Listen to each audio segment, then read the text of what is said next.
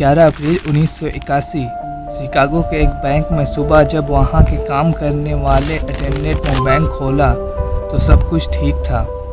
कुछ देर के बाद एक कस्टमर आकर अपना सेफ्टी डिपॉजिट खोलने को कहा। अटेंडेंट उसे लॉकर रूम में ले गई, लेकिन जब उसने लॉकर में चाबी डाली तो लॉक का सिलेंडर बॉक्स में गिर गया। फिर पता चला कि 74 और लॉकर बॉक्स भी टूटे हुए थे और उसमें से सारे सामान गायब थे। हैरानी की बात तो यह थी कि लॉकर रूम में किसी भी तरह के होल या दरार का निशान नहीं था। देखने पर सारा कुछ नॉर्मल लग रहा था। अब सवाल यह है कि चोर लॉकर रूम में कैसे आया। आज की वीडियो में हम इसी के बारे में बात करेंगे।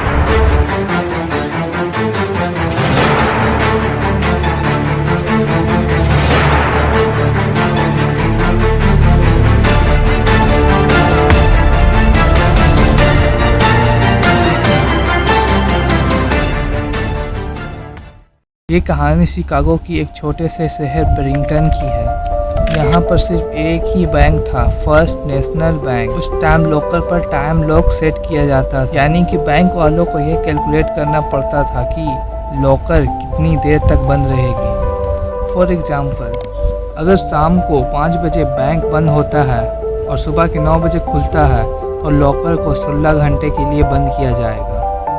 इस दरमियान कोई भी इंसान, चाहे उसके पास चाबी ही क्यों ना हो, लॉकर नहीं खोल पाएगा। 11 अप्रैल 1981 शनिवार को दिन सेफ खत्म होने के बाद बैंक के अटेंडेंट्स ने सारे सेफ को टाइम सेट करके बंद कर दिया। सोमवार सुबह यानी कि 13 अप्रैल को जब अटेंडेंट ने बैंक खोला तो सब कुछ सही लग रहा था। उस बैंक में अंदर कई सेफ्टी डिपॉजिट बॉक्स था जिसमें लोग अपने कीमती सामान रखते थे। हर बॉक्स के लिए 2 अलग चाबियां हुआ करती थी, एक अटेंडेंट के पास, दूसरा बॉक्स के मालिक के पास। उन्हीं से सिर्फ लॉकर बॉक्स खुल सकती थी। सुबह सब कुछ बिल्कुल ठीक चल रहा था जब तक कि एक कस्टमर ने अपना सेफ्टी बॉक्स खोलने को नहीं कहा। अटेंडेंट उसे लॉकर रूम में ले गई। जब उन्होंने अपना चाबी लॉकर में डाली तो लॉकर का सिलेंडर गिर गया, यानी लॉक ऑलरेडी टूट चुका था। जब उन्होंने बॉक्स चेक किया तो वहां से सारा कुछ गायब था। ऐसा वहां पर मौजूद 74 और भी बॉक्सेस के साथ हुआ था। पूरा लॉकर रूम सही सलामत था, कहीं भी किसी तरह का डैमेज नहीं था। बैंक मैनेजर ने तुरंत पुलिस को इन्फॉर्म किया, तुरंत जांच शुरू कर दी गई। लेकिन क्राइम की जगह को देखकर पुलिस भी हैरान रह गई। किसी को भी ये बात समझ नहीं आ रहा था कि चोर अंदर कैसे घुसा, और जांच के बाद उन्हें वहां से कुछ ऐसी चीज मिली जिससे कि उनकी उलझनें और भी ज़्यादा बढ़ गई।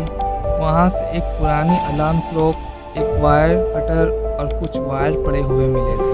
लेकिन इतनी मेहनत के बाद भी कुछ पुख्ता सबूत नहीं मिला जिससे ये केस को सुलझा सके। लोकल प्रेस ने इन चोरी को एक परफेक्ट क्राइम कहा, लेकिन असल में इसके पीछे एक शख्स था जिसका नाम था विलियम स्मार्टो, और वह एक बार्बर था। वह असल में एक सीरियल बैंक रॉबर था जो कई बैंक लूट चुका था, लेकिन यह उसकी सबसे बड़ी और सक्सेसफुल चोरी थी। इस चोरी को उसने अपने छोटे भाई के साथ मिलकर अंजाम दिया। दोनों भाई टारगेट की तलाश में रहते थे। जब उन्होंने ब्रिंगटन शहर और यहाँ के बैंक के बारे में पता किया तो उन्हें लगा यही वो जगह है जिसकी वह तलाश कर रहे थे। बैंक में जाकर वहाँ के एक अटेंडेंट से बात करना शुरू कर दी। उन्होंने फेक नाम से एक लॉकर लिया और वहाँ आना जाना करने लगे। वहाँ वे लोग सभी अटेंडेंट के हरकतों पर नज़र रखते थे, जैसे कि वह कब ब्रेक लेती है, कैसा नेचर है। ये वो तरीका है जिसे चोर सोशल इंजीनियरिंग कहते हैं। वो अपने टारगेट को बातों में फंसाकर ज़रूरी बातों को मालूम करते हैं। जब भी वे दोनों भाई बैंक जाते तब वहाँ पर छोटा भाई बैंक के अटेंडेंट को अपनी बातों में फंसाए रखता था और स्मार्टो मौका देखकर लॉकर रूम में घुस जाता था और वहाँ का जायजा लेने लगता था। उसने देखा कि अटेंडेंट सिर्फ एंट्री के टाइम पर कस्टमर की आइडेंटिटी चेक करती थी, एग्जिट पर नहीं। अगला काम था टूल्स को लॉकर रूम में छिपाना। इसके लिए स्मार्टो ने अपना बॉक्स का इस्तेमाल किया। उसने अटेंडेंट को ये बताया कि वह एक आर्टिफैक्ट डीलर है, इसलिए वो अपने साथ इतने बड़े बड़े बैग लाता है। इस तरह वह सारा जरूरी सामान जैसे खाना, पानी, फ्लैश लाइट आदि रूम के फॉल सीलिंग में छुपा दिया। अब बस अलार्म सिस्टम से निपटना बाकी था। खुशकिस्मती से ये बस एक बेसिक सिस्टम था जिसमें एक साउंड सिस्टम लगा हुआ था। सिर्फ इसलिए था कि जब कभी कोई रूम की दीवारों को काटने की कोशिश करे तो अलार्म बज जाए, लेकिन स्मार्टो को तो दीवार तोड़ना ही नहीं था। उसने सिर्फ साउंड आर्किलेटर को ख़राब कर दिया और अलार्म बेकार हो गया। लेकिन अभी भी स्मार्टो को डर था यहाँ और भी अलार्म हो सकते हैं, इसलिए उसने वहाँ पर एक पुराने अलार्म क्लॉक को रखकर टाइम सेट कर दिया कि रात में बजेंगे। अगर यहाँ पर कोई अलार्म हुई तो वो भी बज जाएगी और पुलिस आ जाएगी। जैसे उसने सोचा था पुलिस वाकई में आई, लेकिन वहाँ जब उन्होंने कुछ नहीं पाया तो वापस चली गई। अब स्मार्टो को पता चल गया था कि यहाँ पर और भी अलार्म है।